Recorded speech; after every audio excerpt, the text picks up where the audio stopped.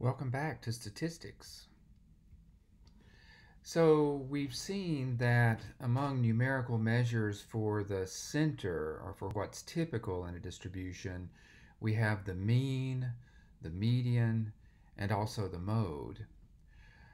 What we'd like to do now is develop some numerical measures for sort of the spread of a distribution. Are all the values clumped really closely together, or are the values spread out quite a bit? These kind of measures are called measures of variation. And there's two of them really. One of them, the standard deviation, measures spread around the mean of a distribution.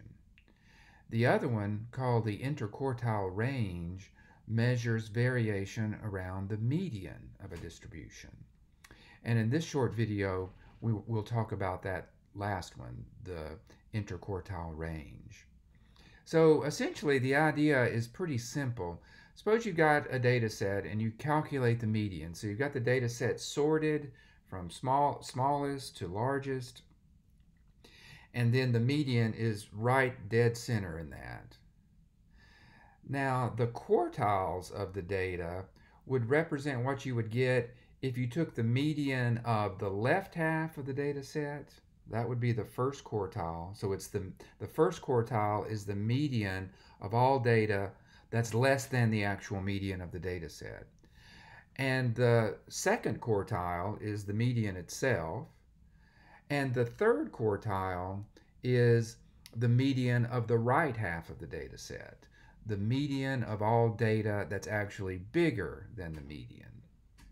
So the first quartile and the third quartile sort of bracket the middle 50% of the data, the middle half of the data. And the distance between the first quartile and the third quartile is called the interquartile range. It's the length of the middle 50% of the data. And we're going to use that, the interquartile range, as a measure of the spread of a distribution. So let's take a look. I have an example here from our text. We're in section 4.3b right now. And these calculations are done in this example in a nice way, so I wanted to show it to you. Let's take a look. In this survey they're talking about in the example, there were 12 different researchers involved, each of which polled 100 people. And among other things, the number of people who choose Pepsi over Coke as their favorite soda was recorded. And so that data is right here. 40 out of 100 for the first researcher, 46 out of 100 for the second researcher, and so on. So we want to calculate in this data the median and then the quartiles, the first quartile and the third quartile, and then the interquartile range. So how would we go about that? Well, the first thing to do, whenever we calculate the median, we need to know the number of data points we're dealing with so we know where the center is. So the median, the number of data points here is 12. So the position of the median, the place that the median occurs, would be the average of positions 1 and 12. So that's 12 plus 1 over 2. That's 13 over 2, or 6.5. And so when you sort the data and then look at position 6.5, it falls right between position 6 and position 7. And so the median of the data would be the average of position 6 and 7. Those are the two positions that bracket 6.5, which is the position of the median. And so the median of this data is going to be 50.5, the average of 50 and 51. Okay, so now let's put, I'm going to put my cursor right here at 50.5, right in between 50 and 51. And let's think about the quartiles of the data. The first quartile would be the median of everything to the left of the median of the data. So the first quartile is going to be the median of positions 1, 2, 3, 4, 5, 6. So 6 plus 1 over 2 is 7 over 2. That's 3.5. Position 3.5 occurs right between 44 and 45. And so the first quartile is going to be 44.5, the average of those two. What about the third quartile? Again, I've got my cursor on the position of the median right between 50 and 51. And the third quartile would be the median of all data that's actually to the right of the overall median. So it'll be the median of data 51, 55, 55, 59, 60, and 62. Notice that these are the data in positions 7 through 12.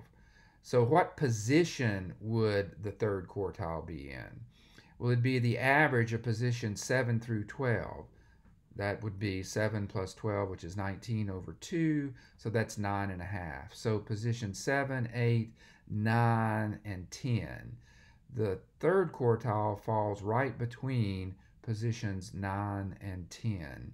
So it'd be the average of 55 and 59, and that would be 57. And so there you see it. Q1 is the abbreviation for the first quartile. It's 44.5. Q3 is the abbreviation for the third quartile. It's 57. And now the interquartile range is the difference between the third quartile and the first quartile. So that's going to be 57 minus 44.5, and so we'd have 12.5. So the interquartile range of this distribution is 12.5. As I said, and we'll see examples of this going forward, the interquartile range is a measure of the spread of a distribution. The smaller the interquartile range, the more the distribution is concentrated just in a few values, while the larger the interquartile range, the more the distribution is spread out over many different values. And having a way to sort of quantify the spread of a distribution is going to be very important for us as we look at real-world data. Because one thing you can say about real-world data is that variation is everywhere.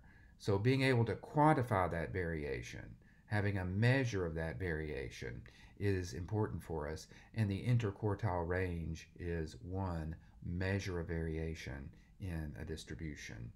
In our next video, we'll talk about a different measure of variation, namely the standard deviation.